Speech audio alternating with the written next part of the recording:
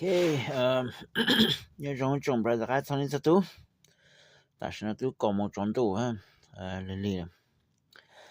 tao bên nó cũng biến thành tao chẳng là dạng cụ thể chỉ còn nó video bây giờ thì sẽ cái video nó cũng tụi nó outlaw hết cái cụ chỉ mà computer down cái video nó cái cũng mất thằng nó cũng mất overlap nó cho mấy sai thế nào ok thọ mấy hai dạng nó gì ha. So 我知道 professional 你讲了他说他讲了之后但是เขาอย่างเงี้ยไม่ต้องนงกูจะชี้รู้ซะหน่อยอ่ะ okay so that's why กูชั่วโมงก็ฮะเจกูชั่วโมงคอมพิวเตอร์ว่าเจกูสีฟองซะนะเจชั่วโมงนี่ไทยปังไทยจุกูฮะนะเจกูใช้ได้หมดจังมันทางว่าล้อทีนะซะแล้ว他说他讲了之后นะ okay นู่นกูยังมันทางตัวก็artificial insemination นะไม่准准状况的也ไม่จะ老啊也ไม่有都这么老呢但看也没么做不嘅怎么จะก็มันตัวเนาะเลยเอาไปเร็วถึงจะจะก็มันตัวนะแล้วเนี่ย做 recovery 85% จน 90% so okay that 10 to 15% power นะฮะstamina ฮะ endurance นี่ชิญได้เนาะ okay so กูข้าวเนี่ยเนาะจำได้ก็ไม่หาเป้าเนาะโอเคก็เราจะช่วยนี่จบปุ๋ยแต่ซะจะนี่จะจ่อจำรวจจ่อลงมาตัวนี่จังกันนะก็จริงๆน่ะโอเคเล่นสู้rubber band น่ะหลังแล้วนะโอเคจะยาวๆเลยอีลูกทีมันจ่อไปลูกทีมันนี่จะจ่อมันจะกันมันสิตัวจะมันจะกันมันอยู่นะโอเค但是你要去么做了过呢 OK 用一样做 rubber band 呢做样呢没么做呢给你松呢 OK 给你一起做去考了过呢也没什么 stress 呢 OK 所以讲了你用一样的呢 OK 它是 science 的被么会叫electromagnetic kinetic energy 呢 OK你叫 electromagnetic kinetic energy 你那么多讲干了一个就紧了 OK so 被什么 computer 那么做就被去补了 OK 但是被谁嘞被experiment 还被办律师呢也没包呢呀没叫有个人得了要头有么都老做补这头问题你知道做补好吗你这紧了呀 OK 但是没么人做个补这没讲那么多你这是松还你这个是松平了呀还做干你会กัน你ชั่วโมงอยู่แล้วก็นะ okay so ไม่จะอยู่กันแต่ไม่บอกเลยกว่านะ okay so but the science behind that is the more electromagnetic kinetic energy นะ okay นี่说不的 chi power นะ okay แต่เสียเป็นมองอยู่ไปหาได้อีจำรวจจ่อมันตัวจังก็แล้ว whatever ได้นะ okayตัวนี้做谁讲个哟能够去旁 view 了哟yeah ตัวนี้อยากก็ฮะ yeah so yeah กูไม่说了呢还没叫brother 还没有都没做老门道呢叫老没叫么等劲呢没上找个到没有哈没去上个你 messed up 呢也没做陪了老师 OK 也没做artificial insemination 老师给你叫落照了你叫 kinetic energy 你去不啊这都干你去没去 messed up 你叫power 你叫 stamina 你叫 endurance 呢 OK So this is how you do it, okay? I don't know if you guys watched it. ไม่ทราบปูเลย知道ปูนะบอกกูไม่说ไม่ใช่นะ okay? Okay. 有一种朋友说的我来 video 我看做做卡片我没老师这我中途那么 request 呢来 video 呢我 especially 做今早那 first 呢他做这了那 simple 呢 okay 没到那么 request 啊别人也กู他自己กู没事呢也กู有那么看没他说没搞补就种他补就真现在我来讲做卡片还路了 okay เขาวิธีเลยเขาแม้แต่เนาะมัน有嘛就叫知道做不能得路了呀จะการเสียงค่าไม่ตัว你去做了呀ตัวการ你做知道不你เสียใจ了呀เลย讲好นะ okay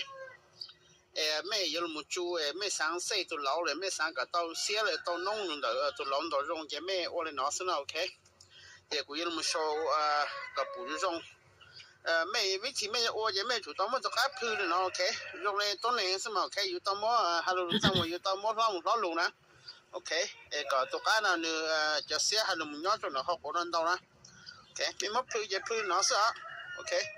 但是他没有做没有业的嘛没有做业个都弄得不了了没啥是使用业哈讲有农场哈冇ตัวการน่ะ OK 但是没有做业个 firm 哈没有做业个你超是使用哈但是个业个你都弄得哈你จะ赔ให้ลุง OK มาไม่พื้นเนาะเลย around เลย1นาที2นาทีเฮาซั่น OK ไม่พื้นเนาะจะถอยแม่ลงใหญ่จะ赔ให้เตอแต่สิไม่จุนั่นจงอ่ะอีสกาน่ะมันรู้จงหาอีสารู้จงเนาะ OK มันนี่ take practice OK นี่สิ用意ไม่ใช่กูว่ามันนี่用意但是你是用意นะ OK อีสาก็พื้นแล้วก็มาว่าสิจะยินรู้了แต่สิอีสาน่ะมันก็สิเก่งตาก็จู起来นะ OK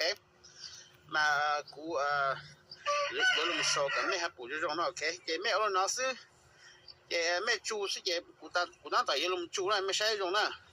这个太好了没煮了也便宜点了 OK 带了包了 OK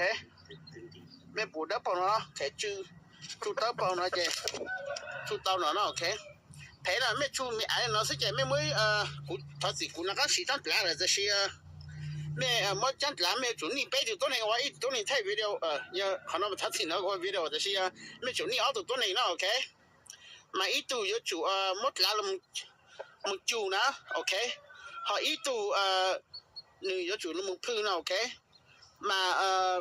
才有用意哈才有味呢 OK 可能เขากู那么说了ไ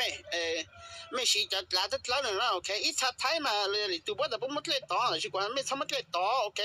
ไม่หมดเลยต่อจะนี่contamination แล้วมีการหานะ OK ไม่จะสินะโชว์เนาะสิจะมีไอเนาะสิเนี่ยสามารถต่ออีสานมีอยู่นะ OK จะเลยก็จะทานเสร็จโยภาษีตัวก็พลาดเลยสิกูจริงทันสิพวกจะสานเสร็จมาพวกจะก็จูอีแต่เนาะสิจะนี่เราตอนเช้าเลยว่าแต่นี่กลางเอาวีนะ OK这里面要都冇路巴黎这你 last 嘞奥维这人有时就到当车上面有嘞可能也好贵那么少我都少没还没得还少没我嘞喏你用手你这还没考试没当起了还 message 说กู太是กูกูมาเลยexplain details 这没还但是你กู还没补过那么用意 OK 这就老了嘛你我那么你路用意，这就嘛有啦，就那么有，那也你就跟大家做出来的那 OK。กู就那么看下 update，但เขา做个片了做咩事？那他就啥子咩？看到路 dairy 了咩？到了 VT 部了，กู那 OK。你就他们开始那去了 text กู了 message 说กูมาเลยเป็นมาเลยทำมั้ง OK。我转到。Okay, brother. Okay, 猪皮那么mostly จะ老了嘛用意但是你没餐了嘛个猪了你怎么赔了你就赔去到也可能 I ran to a problem like that here and there once in a while, okay? But three-quarter of the bird will pay you to look OK 但是有你他做布人家做布弄到呢这没做就赔起路了 so you gotta wait for like up in 弄呢 you have to wait at least like 3 to 5 days 这个你们就赔了么到呢现在你都弄了好呢这没做还到 OK 还有你做布了弄了这没来到了二弄了白弄到好点了个你就还没赔你了你都这都弄路不路好过呢这没做还等了，也没做老师这都开直播，都开你就照清朗，这没真照门到来了 ，OK？ 你这没得了 ，OK？ 但是没么做布这没这门到人这没动产哈，没去没去么忙啊，都开你去个了呢 ，OK？ 这没有收啊 ，OK？ 还都开到去么来，还都开到青到来哈，都开去么用了 ，OK？So กู看了就จับแล้วก็ยังไม่อีเราไม่หาสังตัวไม่มั่วจะหรอกก็ไม่จะมันเก่งฮะแต่สิไม่หาสังมั่วจอมีอยู่ฮะแต่สิก็ในซัมเมสเตอร์นั้นจะไม่ชูเพลเลยเนาะซะโอเค so itu chủ lemu ole ko no ha itu chủ mo chang la lemu chu na okay e thale tao no okay e me mo thọ me mo chu tao chang la je me mo trong một tư cho màu nó học của sa cho nếu nó học của mà lên lemu dài nè me mo tư còn lầu ai còn tú nữa học của thằng tú nữa học của cho nên mo nữa từ màu bốc cá nữa từ mo nữa học của cho lemu cầu ha suck and cho pay họ okay chỉ没有东西这但是没有怎么flip upside down 了 OK 诶没嘛么 drop drip 做你学过啦这同都跟学过这你学过因这你们在suck and 就配合做好你ovary productive OK so 没注意下是这你鸟里一位做二位了 OK I will recommend 1 week so within that week 就医生该一位或者你有主调整了 OK 姐妹我了好always 啊这你就找你蹲铁找你都不好了 OK 姐妹我下身 OK 做一的毛好身 OK so this is how you cheat or you do artificial OK without messed up your birth stamina endurance and power OK 做咩就落下咩有这么能给你没叫老你路你做出来毛你你 handicap 了你能想看人就没住好身 OK 也没经常 keep 就老了 OK so this is how you you cheat OK